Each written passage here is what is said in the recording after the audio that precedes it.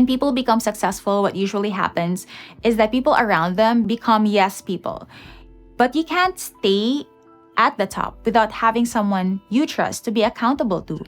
To consistently win, you need to have someone who's willing to tell you the truth even when it's painful.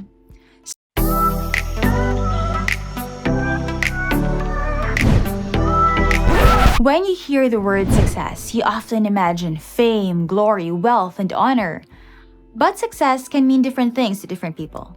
It's only you who gets to decide what success means to you. Just today, I was listening to the Diary of a CEO podcast where the host interviewed Tim Grover, the famous coach of basketball legends such as Michael Jordan and Kobe Bryant. And it was fascinating to hear his stories about his work with such elite athletes, the best of the best. I mean, how do you get to such level? What mental toughness is required? How much do you have to sacrifice? I learned 3 things from this podcast. First, attention to detail is crucial to winning. One thing that Grover mentioned is 1% improvement regularly, and it's something that I try to incorporate in my own life as well.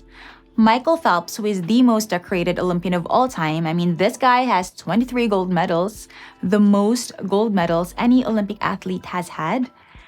His mindset is out of this world. Having an elite mindset is not just about climbing to the top, but staying on top consistently, winning over and over again. According to Grover, when Michael Phelps does his daily training, his goal is to be 0.001% faster than his last time. So this is the 1% improvement that we are talking about. What small detail can we change to improve today? As they say, winning is in the details. For example, as a vlogger, our team makes it a point to improve with every video. And that's why we've recently upgraded our camera, bought a new microphone, installed soundproofing in the studio. We always want to be improving regularly. And it's not just a one-time thing, it's a lifestyle. Second, challenges can make or break you. We all encounter challenges in life. The greater the challenge, the greater the impact on that person. And the impact can either be positive or negative. So it's up to you how you process it. 2 people can go through the exact same situation, the same painful experience, and come out very differently. The example Grover gave was of 2 siblings who come from a broken family. One sibling became very bitter and resigned from life. And when people ask him why, he would say, "Oh, it's because I'm from a broken family."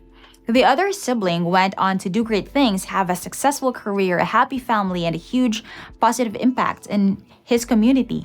And when people would ask him why, he would say, "It's because I come from a broken family." So the same exact experience can have hugely different impacts on 2 different people. However, each time you encounter a challenge and you emerge victorious, you can raise your adversity quotient, which is basically a person's ability to face situations, problems, and obstacles in life. My husband and I have had our share of adversity, and I'm really grateful that the Lord has given me Jong, my husband, to face these adversities with, as we are very similar in the way that we approach problems or challenges. We almost immediately go to problem-solving mode. The first question we ask is, what is the situation? What is the whole situation? And what are all the details that's connected to the situation? And how can we solve it? What are the resources that we need to solve it? So I think when it comes to overcoming challenges, you need to be mentally tough. And that mental toughness is set very early on in life. At an early age, we need to be able to experience challenges while still being protected by our loved ones and family. Our parents play a pivotal role in how we will turn out as adults. When I was in grade school, I remember my parents working really hard to provide for us. We were a regular middle-class family, but when my dad lost his job in Saudi, he came home without any savings since it all got used up in building our family home. And it forced my parents to find a way to provide for their 3 kids. So seeing that made me realize that though life wasn't easy, you can overcome adversity as long as you have grit. Every problem has a solution, and it's only a matter of time before you find that solution. Third, have people that you're accountable to. When people become successful, what usually happens is that people around them become yes people. But you can't stay at the top without having someone you trust to be accountable to.